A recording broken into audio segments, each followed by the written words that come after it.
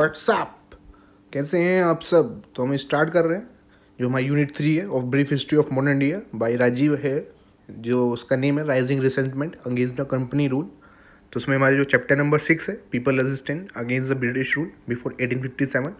तो हमें स्टार्ट करना है। तो मोस्ट ऑफ अस थिंग्स कि जो रिवोल्ट है 1857 का, वही एक मेजर फॉर्म ऑफ रिसेंटमेंट है, असंतोष है ब्रिटिश के अगेंस्ट में जो हमारे लोगों ने दिखाया है। लेकिन उससे पहले भी there were many incident before the 1857 revolt जो इंडिकेट करती है जो हमारे लोगों का गुस्सा, जो असंतोष अगेंस्ट द एलियन रूल। वो देख लेते हैं, हमें वही पढ़ना है इसमें कि डिफरेंट डिफरेंट जो रेबिलियन जो रिवोल्ट हुए हैं। और उससे पहले देखते हैं कि जो पीपल रेजिस्टेंस है उसका मीनिंग क्या है, कि in the context of the people resistance against the British rule. जो वर्ड है पीपल, इसमें डिफरेंट सेक्शंस है इंडियन सोसाइटी के जो इफेक्ट हुए हैं बाय द एलियन रूल। तो उसमें दिए गए हैं जो पीजेंट्स हैं, आर्टिशंस हैं, ट्राइबल रूलिंग क्लासेस, इसमें एक्टिव और पोस्ट मिलिट्री पर्सनल दोनों ही हैं, and those of the company as well as जो डिमोबिलाइज सोल्जर हैं एक्स रूलर्स के, दोनों ही इसमें इंक्लूड हैं। रिलीजियस लीडर्स भी हैं, हिंदू और मुस्लिम, जो अपने इंटरेस्ट के लिए लड़ते हैं सेपरेट टाइम्स पे और कुछ टाइम पे एक साथ भी। अभी हम आगे जो सन्यासी रिवोल्ट है उसमें देखेंगे कि हिंदू और मुस्लिम एक साथ लड़ते हैं, डेट्स वाई उसको फकीर रेबिलियन भी बोलते हैं। जो एजिटेशन है इन द बनारस, तो इसमें 3 आएंगे अभी, तो आप ध्यान रखेंगे। एजिटेशन बनारस में इन 1810 हाउस टैक्स के अंगेंस्ट में जो कॉलोनियल गवर्नमेंट ने इम्पोज कर दिया गया था, और सूरत जो रियोट्स हुए थे in 1814 against the salt duty. And in rising जो हुई थी बरेली के अंदर in 1816 against the police tax और म्यूनसिपल टैक्स। कुछ एग्जाम्पल हैं अर्बन मूवमेंट की, इन विच जो पीपल हैं लोअर स्टेटस है लाइक आर्टिशन, पीजेंट, शॉपकीपर्स और अर्बन पुअर जो लड़ते हैं together for the prosperous urban gentry. तो बेसिकली ये 3 आप कैसे याद रखेंगे, बेजुबा। तो बेजुबा वेरी इजी वर्ड, तो आप याद रखेंगे B for Banaras, Surat, and this is Bareilly. तो आपको ये याद होना चाहिए। अकॉर्डिंग बिपिन चंद्रा जो पीपल रेजिस्टेंस है वो 3 ब्रॉड फॉर्म में हुआ, तो हम याद रखेंगे इसे CPMT। तो ये मेडिकल का एंट्रेंस टैक्स होता है यूपी जो स्टेट का, कि date is combined pre medical test. तो ये हम क्यों यूज़ कर रहे हैं, because C for civil rebellion हम देखेंगे, P is for peasant movement, M जो है military revolt, and T is for tribal uprising. तो ये हमें ये याद रहना चाहिए, बिकॉज ये 86 to 88% हमारा माइंड 24 आवर्स में भूल ही जाता है। तो वी नीड समथिंग कि वो दोबारा एक बार रिकॉल कर सके। तो बिपिन चंद्रा के अकॉर्डिंग जो पीपल रेजिस्टेंस है उसने ब्रॉडली 3 फॉर्म लिए, जो civil rebellion, tribal uprising and peasant movement, और जो हमने कंसिडर किया है military revolt as a form of people resistance. अब जेनेसिस ऑफ पीपल रेजिस्टेंट कि ये स्टार्ट कहाँ से हुआ, कि प्री कॉलोनियल इंडिया के अंदर जो लोग हैं प्रोटेस्ट करते थे अपने रूलर के अगेंस्ट में because of high land revenue जो डिमांड किया जा रहा था स्टेट के द्वारा, करप्ट प्रैक्टिसेस, और जो भी ऑफिशियल्स थे उनका हाई एटीट्यूड था, और जो एस्टेब्लिशमेंट था कॉलोनियल रूल का और उनकी पॉलिसीज़ का, उसने और ज़्यादा इम्पैक्ट डाला इंडियंस पे एज अ होल।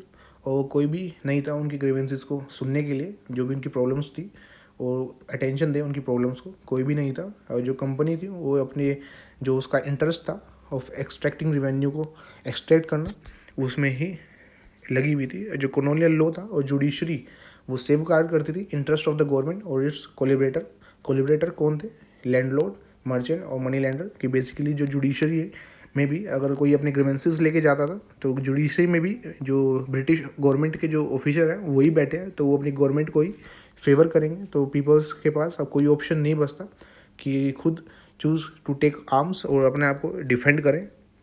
जो कंडीशन है ट्राइबल पीपल की वो डिफरेंट नहीं है फ्रॉम द पीपल जो मेन लैंड में थे,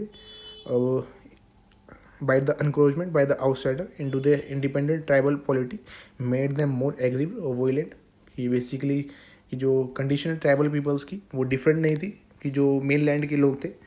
अब वो जो आउटसाइडर उनके जो ट्राइबल एरियाज़ में जब इन्वेजन करते तो उससे भी उनको ये रिसेंटमेंट आता है और दे बिकम मोर वोलेंट। अब क्या क्या फैक्टर है positive factor for people uprising. तो जो मेजर फैक्टर रिस्पॉन्सिबल रहे for the people resentment and uprising against the company rule वो दिए गए हैं। फर्स्ट है कि इसमें कीवर्ड ध्यान रखेंगे आप, colonial land revenue settlement, heavy burden taxes का, उन्हें जो पीजेंट है उन्हें लैंड से निकाल दिया जाना, और जो एक्सप्लोइटेशन है रूरल सोसाइटी का उससे और ज़्यादा कपल्ड कब हुआ वो, कि जब इंटरमीडिएटरी की ग्रोथ हो गई, कि जब इंटरमीडिएटरी होते हैं तो हम इकोनॉमिक्स हम जानते हैं, तो उसको भी अपना कुछ प्रॉफिट चाहिए होता है, तो अल्टीमेटली जो बर्डन है वो पीजेंट है उनके ऊपर ही पड़ेगा। एक्सपेंशन रेवेन्यू एडमिनिस्ट्रेशन का फॉर द ट्राइबल लैंड, जिससे कि जो ट्राइबल पीपल है अब वो लॉस कर रहे थे, leading to the loss of tribal peoples का होल्ड ओवर द एग्रीकल्चर और फॉरेस्ट लैंड के ऊपर।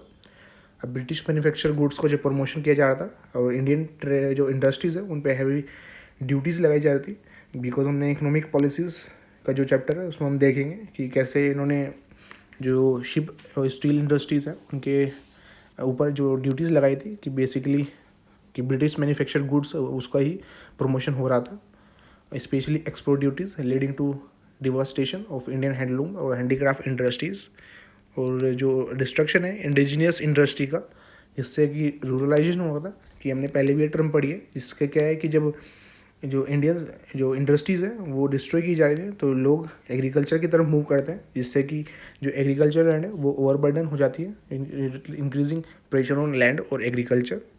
नेक्स्ट है सिविल अपराइजिंग। तो सिविल अपराइजिंग में जो वर्ड है सिविल, इसमें it encompasses everything but not related to defence और मिलिट्री, और इसमें इंक्लूड है वही अपराइजिंग जो जनरली लेड की गई है बाय द डिपोज्ड जो नेटिव रूलर हैं उनके डिसेंडेंट, और फॉर्मर जो जमींदार रह चुके हैं लैंडलॉर्ड पॉलीगर्स साउथ इंडिया के, बेसिकली जो विजयनगर एम्पायर है उसके, and holders of the territory और पलायम।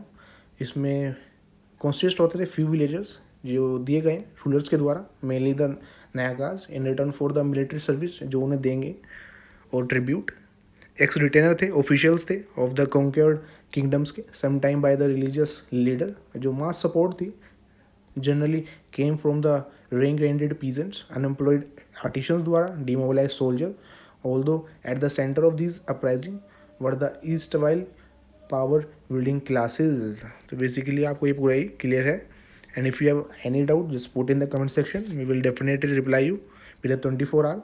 जो मेजर कोज क्या है सिविल अपराइजिंग के, कि under the company rule the rapid changes हुए इकोनॉमी में भी, एडमिनिस्ट्रेशन में भी, और लैंड रेवेन्यू सिस्टम में भी, and that went against the people. और सेम्युअल जो जमींदार सो पोलिगर्स थे वो उनका अब लैंड पे कंट्रोल और रेवेन्यू पे छिन चुका था उनसे, तो वो उनके भी एक रिसेंटमेंट उनके अंदर जाग चुका था, और जो ईगो थी ट्रेडिशनल जमींदार और पोलिगर्स की वो भी हर्ट हुई जब गवर्नमेंट के जो ऑफिशियल थे उनकी जहाँ पर आ चुके थे, वो एक न्यू क्लास ऑफ मर्चेंट और मिललैंडर निकल के आई, and ruin of Indian handloom industries due to colonial policies.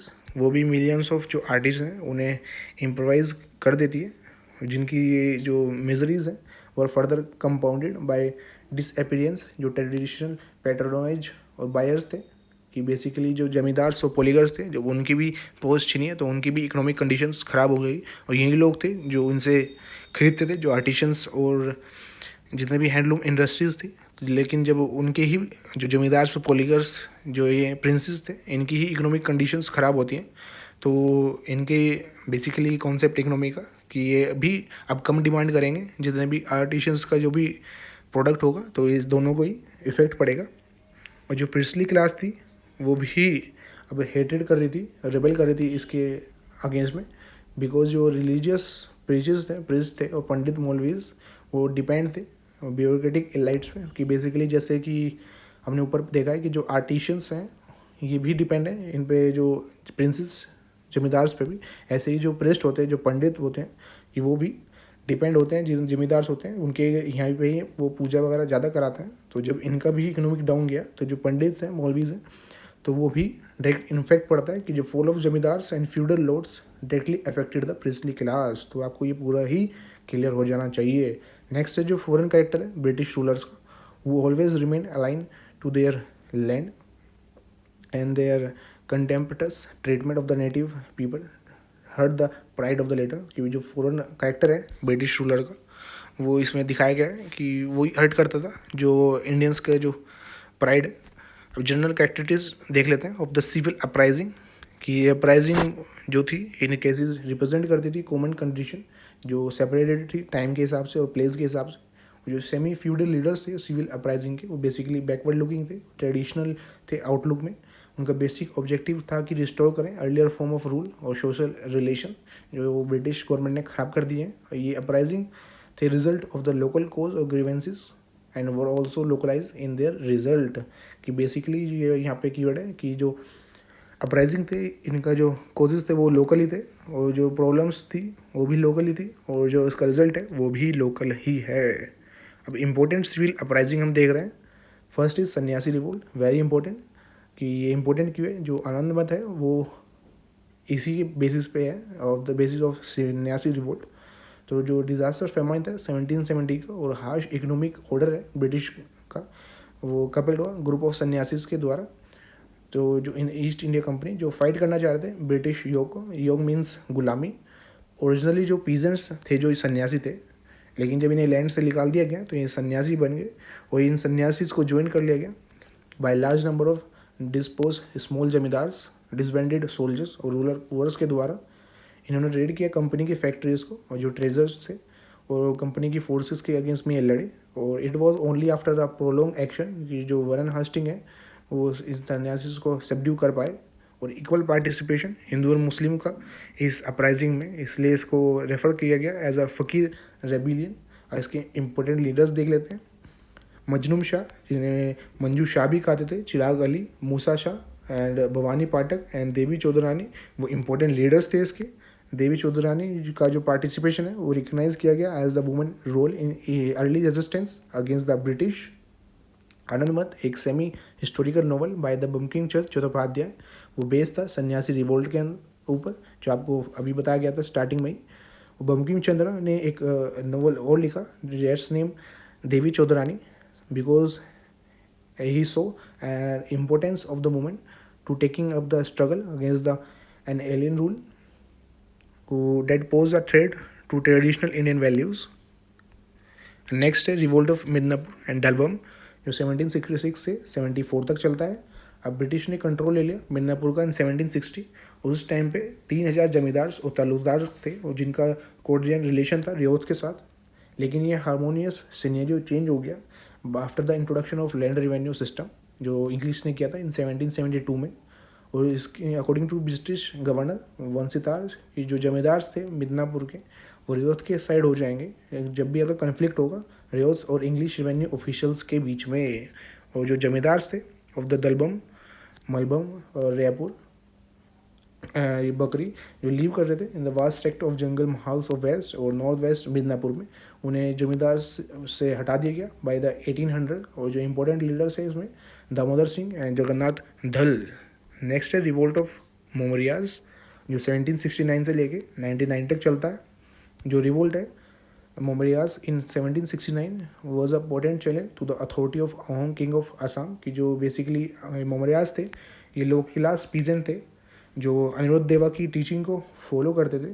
तो ये जो रूलर है असम का, अहोम किंग ऑफ असम, उसके अगेंस्ट ये लड़ना चाह रहे थे। और इनका जो रिवोल्ट हुआ वो अहोम किंग को वीक कर देता है और इसकी जो असम है उसकी डोर ओपन कर देता है कि फॉरेन इन्वेजन भी हो सके। इसमें जो एग्जांपल दिया है इन 1792 जो किंग है ऑफ द ड्रांग कृष्णा रायम, जो जिन्हें असिस्ट कर रहे थे डिमोबिलाइज सोल्जर और जिसमें इंक्लूड मुस्लिम आर्मीज़ और जमींदार्स की, उन्होंने इसको रिवोल्ट किया। इन्होंने टू इसे रिवोल्ट इसके क्रश करने के लिए जो हम देखा कि असम के जो रूलर हैं और होम रूलर, उन्होंने सपोर्ट ली ब्रिटिश की हेल्प ली। जो मोमरीज थे उन्होंने भैतपुर को अपना हार्ड क्वार्टर बना दिया और रंगपुर जो अभी बांग्लादेश के अंदर है और जोरघाट वो मोस्ट अफेक्टेड रीजन थे। ऑल्दो जो ओहम किंगडम है उसने इस रेबेलियन को तो सर्वाइव कर लिया, लेकिन उनकी जो पोजीशन है और किंगडम की वो वीक हो गई after the fell off Burmese इन्वेशन और फाइनली वो ब्रिटिश रूल में ही मिल गया। तो आपको ये पूरा ही क्लियर रहना चाहिए कि जो मोमरीज का रिवोल्ट है कि अगेंस्ट हो रहा था to the Assam king of Ahom, तो उनके अगेंस्ट थे ये और ये फॉलो करते थे टीचिंग ऑफ अनिरुद्ध देवा। और इनको जो अगेंस्ट जब ये अहोम किंग के होते हैं तो उनकी पोजीशन वीक कर देते हैं। तो अहोम जो किंग होता है असम का वो हेल्प लेते हैं ब्रिटिश की, और जब हेल्प लेते हैं तो ये इनिशियली इसे तो सप्रेस कर देते हैं, लेकिन जब बुर्मीज इन्वेशन पे ये और वीक हो जाता है और फाइनली ये ब्रिटिश में ही मिल जाता है किंगडम। तो आपको ये पूरा ही क्लियर है। नेक्स्ट है civil uprising in Gorakhpur, Basti and बरेज। जो वैन हस्टिंग थे कि जो वॉर एक्सपेंसिव हो रहा था, कि ये जो टाइम पीरियड दिया 1781 पे, इस टाइम भी जो हमने देखी थी एंग्लो मराठा और मैसूर वॉर वहाँ पे हो रही थी, तो उसे एक्सपेंस करने के लिए, उस वॉर एक्सपेंसेस को मीट करने के लिए इन्होंने प्लान बनाया कि ये अर्न करने money by involving English officials को एज इज़ादारा, और इज़ादार बना दिया जाए। इज़ादार is revenue farmer in Awadh, और इन्होंने इन्वॉल्व किया मेजर अलेक्जेंडर हैने को, who were well acquainted with the region, जो रीज़न के बारे में अच्छी तरीके से जानते थे, एज एन इज़ादार इन 1778। और इन्होंने सिक्योर किया इज़ारा ऑफ गोरखपुर और bridge to the amount of 22 lakh rupees for 1 year, कि इन्होंने कंपनी को बोला, और इसे ही पूरा करने के लिए इन्होंने अपनी जो ऑपरेसिव और एक्सेसिव डिमांड है रेवेन्यू की, वो करनी स्टार्ट करी। तो इसी वजह से जो जमींदार और कल्टीवेटर है वो इनके अगेंस्ट खड़े हुए, रोज अगेंस्ट द अनबिलेबल एक्सेक्शंस, कि एक्सेक्शंस बेसिकली जो मनी जो ली जाती है वो कुछ भी चीज़, इन 1781। और within a week initial uprising के जो सभी जो हैने के सबॉर्डिनेट्स थे उन्हें मार दिया गया और सीज कर दिया गया बाई जमींदार्स गुरेला फोर्सेस के द्वारा। ऑल्दो जो रेबिलियन है वो सप्रेस कर दिया गया, लेकिन जो हने है उन्हें डिसमिस कर दिया गया, और जो इज़ारा है वो उसे भी फोर्सफुली रिमूव कर दिया गया। Next revolt of Raja of Vizianagaram 1794, और 1758 में एक ट्रीटी होती है इंग्लिश और आनंद गजापति राजू के बीच में, जो रूलर होते हैं विजयनगरम के, जो to jointly out the French from the Northern Circar. और इस मिशन में वो सक्सेसफुल रहते हैं, but the English as usual in their case in India वो went back on their word to honour कर सके जो ट्रीटी है, टर्म्स की of the treaty. Anand Raju जो डेथ हो जाते हैं, जिससे पहले ही इसे टैकल कर सके जो भी सिचुएशन है। अब ईस्ट इंडिया कंपनी डिमांड करती है tribute of 3 lakh rupees from the Vijaya Ramaraju, जो बेटे होते हैं ऑफ द राजा ऑफ, जो हमने ऊपर पढ़ा है रूलर ऑफ विजयनगरम, उनके जो आनंद राजू हैं उनके बेटे होते हैं। तो आस करते हैं कि वो उन्हें जो इंग्लिश कंपनी है कि जो विजय यामाराजू है उन्हें कहती हैं कि फर्स्ट कि to demand 3 lakh rupees, second की अपनी जो सोल्जर्स हैं जो ट्रूप्स हैं उनको डिसबैंड कर दिए गए। इससे क्या होता है कि जो राजा होते हैं वो एंगर के जाते हैं कि क्योंकि कोई भी ड्यूज़ नहीं बचता कंपनी को पे करने के रिगार्डिंग। अब राजा है वो सपोर्ट करते हैं इस सब्जेक्ट को। The Raja supported by his subject rose up in revolt, की जो डिफरेंट जमींदार्स वगैरह होते हैं वो इन्हें सपोर्ट करते हैं और वो रिवोल्ट करते हैं अगेंस्ट द इंग्लिश। अब इंग्लिश क्या है, कैप्चर कर देते हैं राजा को इन 1793 और उन्हें ऑर्डर कर देते हैं कि वो एग्जाइल में जाए विद द पेंशन, लेकिन राजा मना कर देते हैं। राजा की डेथ हो जाती है in the battle of Padmanabham in modern Visakhapatnam district in Andhra Pradesh in 1794। अभी जो विजयनगरम है वो कंपनी के रूल के अंदर आ जाता है। जब कंपनी के अंदर आ गया, लेटर जो कंपनी है ऑर्डर करती है the state to be deceased raja son, और रिड्यूस कर देती है जो डिमांड होती है फॉर द प्रेजेंट। अब रिवोल्ट है धूंडिया इन बेदनूर जो होता है 1799 से बीच में टू 1800। जो मैसूर को जीतने के बाद जो इंग्लिश है उसे जो नेटिव लीडर्स थे उन्हें भी फेस करना था। अब जो ढूंढिया वाघ एक लोकल मराठा लीडर थे जिन्हें कि इस्लाम में कन्वर्ट कर दिया गया बाय द टिप्पू सुल्तान, और टिप्पू सुल्तान द्वारा ही उन्हें जेल में डाल दिया गया। लेकिन जब एंग्लो मैसूर वॉर होती है तो उसमें जब श्रीरंगपट्टनम को फॉल के बाद कि उन्हें रिलीज़ कर दिया जाता है वेरी सुन। जो ढूंढिया है वो ऑर्गेनाइज करते हैं एक फोर्स को against the anti British element and curve out a small territory for himself. जो डिफीट है इंग्लिश के द्वारा इन अगस्त 1799 फोर्स करते हैं कि वो रिफ्यूज़ ले लें महाराष्ट्र रीजन के अंदर। वहाँ पे वो जो डिसअपॉइंटेड प्रिंसेस होते हैं उन्हें भी इंस्टिगेट करते हैं कि वो फाइट करें against the English and he himself took on the leadership. लेकिन सितंबर 1800 के अंदर उन्हें मार दिया जाता है while fighting against the British forces under the Wellesley. Though जो ढूंढिया है वो फेल हो जाते हैं, a become a respected leader of the masses. Next है रेजिस्टेंट ऑफ केरला वर्मा फजाजी राजा जो 1797 और 1800 से 1805 के बीच में, जो कि 2 फेज में हो गए। जो केरला वर्मा फजासी राजा है जिन्हें पॉपुलरली केरला का सिंगम बोला जाता था, लॉयन ऑफ द केरला, और साइक Raja was the de facto head of the Kottayam. De facto means the real and de jure जो नॉमिनल होता है in the Malabar region. Apart from the resisting Hyder Ali और टीपू सुल्तान तो रेसिस्ट कर ही रहे थे। केरला वर्मा ब्रिटिश के अगेंस्ट भी फॉट करते हैं बिटवीन द 1793 एंड 1805। जो थर्ड एंग्लो मैसूर वॉर है जो 1790 से 92 के बीच में हमने देखी भी है, वो extend did the English paramountcy over the Kottayam in violation of in earlier agreement और 1790 का which had recognize the independence of Kottayam. अब इंग्लिश जो अपॉइंटेड वीरा वर्मा को अपॉइंट करते हैं जो अंकल होते हैं फजासी राजा की as a Raja of Kottayam. जो नया राजा है वो नया रेवेन्यू जो टारगेट होता है उसे मीट करने के लिए एक्स्ट्रा टैक्सेस लगाता है पीजेंट के ऊपर, और इससे ही जो मास है वो रेसिस्ट करता है by the peasant under the leadership of Pazhassi Raja in 1793। अब जो पजाजी राजा हैं वो लड़ते हैं यूजिंग द गोरिल्ला वारफेयर, और 1797 के अंदर एक पीस ट्रेटी की जाती है, but a conflict over dispute और मैनाद इन 1800 स्टार्ट हो जाता है। पजाजी राजा एक ऑर्गेनाइज करते हैं लार्ज फोर्स ऑफ नायर्स जो सप्लीमेंट की जाती है, जिसे ज्वाइन कर लेते हैं मोबिलाज और पठान्स भी।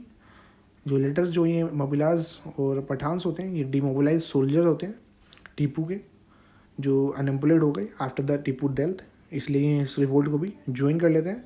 और नवंबर 1805 में जो केरला का सिंघम है वो मर जाते हैं इन अ गन फाइट एट मोविला तोडू near present day Kerala Karnataka border जिसे हम बोलते हैं। नेक्स्ट है सिविल रिबेलियन अवध जो 1799 की है।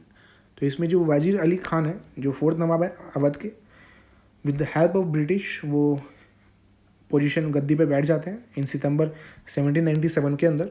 लेकिन वेरी सून की जो रिलेशन है ब्रिटिश के साथ ख़राब हो जाते हैं, बिकॉज वो जो भी रेवेन्यू है वो उन्हें टैक्सेस पे नहीं कर पाते, and he got replace by his uncle जो शाहजत अली खान सेकंड है उसके द्वारा ये वाजिर अली रिप्लेस कर दिए जाते हैं। जो वाजिर अली हैं उन्हें पेंशन दी जाती है इन बनारस, लेकिन जनवरी 1799 के अंदर ये जो वाजिर अली हैं ये ब्रिटिश रेजिडेंट को किल कर देते हैं जब उन्हें लंच पे बुलाते हैं। इनका नाम है जॉर्ज फ्रेडरिक चेरिको। और वाजिर अली के जो Wazir Ali's guards kill 2 other Europeans and even attack the magistrate of Banaras. जो वाजिर अली के गार्ड हैं वो अदर 2 यूरोपियंस को भी किल कर देते हैं, एवन जो मजिस्ट्रेट है बनारस का उन्हें भी अटैक करते हैं। इसी होल इंसिडेंट को जो नेम दिया गया massacre of Banaras. Very important, Wazir Ali was able to assemble an army of several thousand men which वो डिफीटेड बाय जनरल एस्काइन।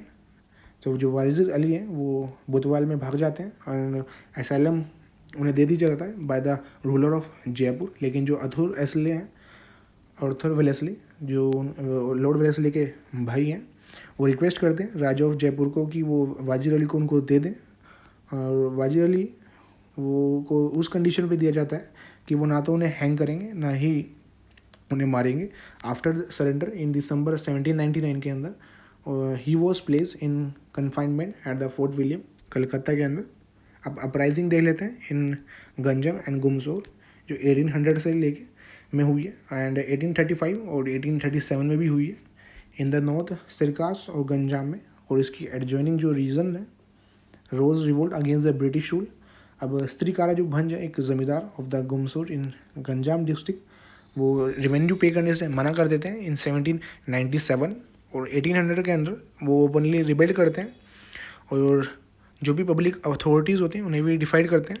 स्नोडग्रास एक ऑप्रेसिव और करप्ट जो कलेक्टर होता है वॉज रिप्लेस्ड कि टू सप्रेस द इंसर्केशन, और स्त्रीकारा जो है उसे ज्वाइन कर लिया जाता है by the Jilani Dev of Vijayanagar and the Jagannath Dev of Pratapgiri. और 1804 के अंदर जगन्नाथ देव है उन्हें कैप्चर कर लिया गया और मुसलीपट्टनम में भेज दिया जाता है। लेकिन जो इंग्लिश होते हैं उन्हें सर्टेन डिस्ट्रिक्ट देनी होती है टू द स्त्रीकारा भंज को, इसलिए इन 1807 to 1808 जो धनंजय भंज हैं जो सन होते हैं स्त्रीकारा के, वो force his father to leave the state, वो अपने फादर को फोर्स करते हैं तो इस स्टेट को छोड़ने के लिए।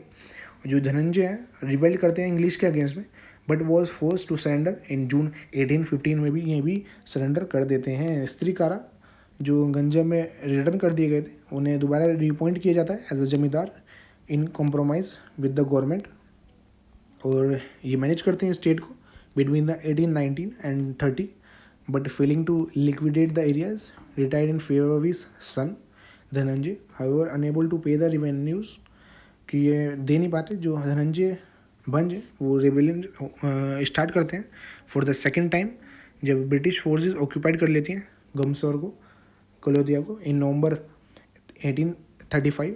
जो रिवोल्ट है ग्रेटली रिड्यूस कर देता है गवर्नमेंट की अथॉरिटी, लेकिन जो धनंजय हैं वो दिसंबर 1835 में मर जाते हैं। लेकिन उनके जो फॉलोवर्स होते हैं वो रेजिस्टेंट कंटिन्यू रखते हैं। जो गवर्नमेंट अपॉइंट करती है रूसेल को, उनके पास फुल डिस्क्रिशनरी पावर होती है कि अपनी मर्जी से वो कुछ भी कर सकते हैं कि इस सिचुएशन को डील करने के रिगार्डिंग। जो स्ट्रगल है वो लास्ट होती है टिल फरवरी 1837 में, वैन दोरा बिसाई अ फॉर्मिडेबल लीडर, वो उन्हें अरेस्ट कर लिया जाता है, और जो जिम्मेदारी है ऑफ द गोमसर वो फॉरफिटेड, उसे भी ले लिया जाता है।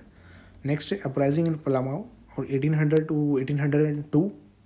जो पॉलिटिकल सिचुएशन है of the Palamau was complicated by the crisis of agrarian landlordism और फ्यूडल सिस्टम के द्वारा। इसमें जो इम्पोर्टेंट लीडर हैं दैट इज़ बुक्कम सिंह, जो चीफ होते हैं, कैरो चीफ रोज़ खड़े होते हैं रेबिलियन के अंदर। जो कॉलोनियल जोन्स होते हैं camp for 2 years in Palamau and Surguja to suppress the rebellion. Bukkam Singh की जो डेथ हो जाती है 1802 के अंदर। सब्सिक्वेंटली जो इंसर्गेशन है ये भी काम डाउन हो जाता है। Now comes a very important poligar revolt, ये 1795 से लेके 1805 तक चलता है। जो पोलिगर्स होते हैं साउथ इंडिया के, वो एक रेजिस्टेंस देते हैं to the British between 1795 and 1805। जो मेन सेंटर इनका जो स्ट्रॉन्ग अपराइजिंग का था दैट इज़ तिरुनेलवेली, रामनाथपुरम, शिवगंगा, शिवगिरी, मदुरई और नॉर्थ अरकोट। प्रॉब्लम स्टार्ट होती है 1781 के अंदर। जो नवाब अरकोट है वो मैनेजमेंट और कंट्रोल तिरुनेलवेली का और नॉर्दर्न ये कर्नाटक प्रोविंस का ईस्ट इंडिया कंपनी को दे देते हैं। तभी ये प्रॉब्लम स्टार्ट होती है। This arrangement cause resentment among the poligars, और यही अरेंजमेंट उनके मन में जो पोलिगर्स होते हैं वो असंतोष जागता है, बिकॉज वो एंजॉय कर रहे थे sovereignty over their respective territories. जो फर्स्ट रिवोल्ट होता है पोलिगर्स का अगेंस्ट द कंपनी, वो बेसिकली टैक्सेशन के ऊपर है। तो ये कीवर्ड आप हाईलाइट करके रखेंगे अपने बुक के अंदर। But had a larger political dimension in that कि बेसिकली जो रिवोल्ट हुआ था फर्स्ट पोलिगर्स का अगेंस्ट द कंपनी, वो टैक्सेशन के ऊपर ही था, लेकिन इसने इतने बड़ा डायमेंशन ले लिया कि जो इंग्लिश ने उन्होंने पोलिगर्स को अपना एक एनिमी मान लिया। अब कटाबोबम न्याकम जो पोलिगर्स थे of the Panjalankurichi led the insurgency between the 1795 और 1799 की जो कटाबोबम है ये लेड कर रहे थे इन पोलिगर्स को आफ्टर अ फियर्स बैटल, जिसमें जो कंपनी की फोर्सेज हैं जो उन्हें हरा दिया जाता है by the Veera Pandya Kattabomman. A a prize was put on the latter head, इस this led to greater rebellions by the poligars. और इसके बाद जो कंपनी है वो दोबारा अपने आप को यूनिफाई करती है और उन्हें हरा देती है जो कोटाबम को दोबारा। अब जो कोटाबम है वो पंडुकोटाई फॉरेस्ट में भाग जाते हैं, who enter into an agreement with the British. अब जब ये पोटा कोटाई फॉरेस्ट में भाग जाते हैं तो ये जो इन्हें धोखा दिया जाता है बाय द इटापम, जो राजा होते हैं पोटा कोटाई के, जो जहाँ पे ये भागे हैं उनके द्वारा इनको धोखा दिया जाता है कि जो एक ब्रिटिश के साथ एग्रीमेंट कर लेते हैं और इन्हें पकड़वा देते हैं कोटाबोबम को। अब इन्हें हैंग कर दिया जाता है इन अ कॉन्स्पिरियस प्लेस पे द्वारा, और एक क्लोज एसोसिएट सुब्रमण्य पिल्लाई को भी हैंग कर दिया जाता है। And Soundarya Pandey another rebellion जो रेबल करते हैं उन्हें भी मार दिया जाता है। The palayam of Panjalankurichi and the state of 5 other poligars वो ज्वाइन कर लेते हैं इस रेबिलियन को, वर कॉन्फिस्केटेड। जो प्रोमिनेंट पोलिगर्स हैं उन्हें भी एग्जीक्यूट कर दिया गया और जेल में भेज दिया जाता है। तो ये इसका फर्स्ट फेज़ ख़त्म हो जाता है। नाउ सेकेंड फेज़ जो होता है जो ज़्यादा वोलेंट होता है फर्स्ट फेज़ से, वो फरवरी 1801 में स्टार्ट होता है, जब पोलिगर्स होते हैं उन्हें इम्प्रोवाइज कर दिया जाता है इन द फोर्ट ऑफ पलामकोटा। वहाँ से भाग जाते हैं। जो रिबल्स होते हैं उस कंट्रोल कर लेते हैं जो भागे हैं वहाँ से मैनी फोर्ट्स का, और टूटीकोरन को भी में कैप्चर कर लेते हैं।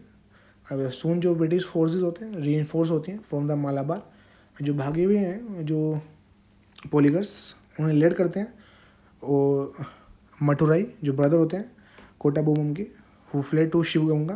Ramnath joined the rebellion of the Maduras led by the Maratha Pandyans which were suppressed in October 1801। जो फोर्ट होता है of the Panjalankurichi was razed to the ground, वो भी बेसिकली जो फोर्ट है पंजाल का उसे डिस्ट्रॉय कर दिया जाता है ग्राउंड से भी, और जो भी डॉक्यूमेंट में और नेम होते हैं वो भी पूरी तरीके से रिमूव कर दिए जाते हैं। मीनवाइल जो नवाब होता है वो सरेंडर करते हैं the civil and military administration of all the territories, और जो भी डिपेंडेंटीज हैं of the Carnatic exclusive to the company. और 1803 और 1805 के बीच में जो पोलिगर्स होते हैं नॉर्थ आर्कोट के, वो दोबारा रेबेलियन में स्टार्ट खड़े होते हैं। दे वर डिप्राइव ऑफ देयर राइट, जब उन्हें उनका जो कवल फीस को कलेक्ट करने का राइट होता है उससे डिप्राइव कर दिया जाता है, तब वो खड़े होते हैं। कवल और अवाज एक एंशिएंट इंस्टीट्यूशन है तमिलनाडु का, and it was a hereditary village police office जो स्पेसिफाइड कर दिया राइट्स को, रिस्पॉन्सिबिलिटीज़ को, और जो रीज़न है was in a lawless condition particularly in the palayam of Chittoor and Chandragiri. और जो पोलिगर्स होते हैं ऑफ द बेदारा गुंटा जो मोस्ट डेयरिंग प्रूव होते हैं desperate among the insurgent chief, वो ज्वाइन कर लेते हैं, उन्हें ज्वाइन कर लिया जाता है by the dispose poligars of the Chandragula. और फरवरी 1805 तक जो रेबिलियन है उससे पूरी तरीके से सप्रेस कर दिया जाता है।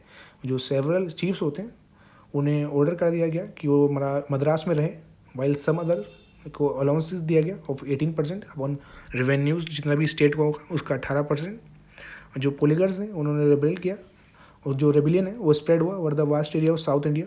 और जो प्रोक्लेमेशन है रेबिलियन का जो ये बोलते हैं से सुनगुमो indicate that they believe in a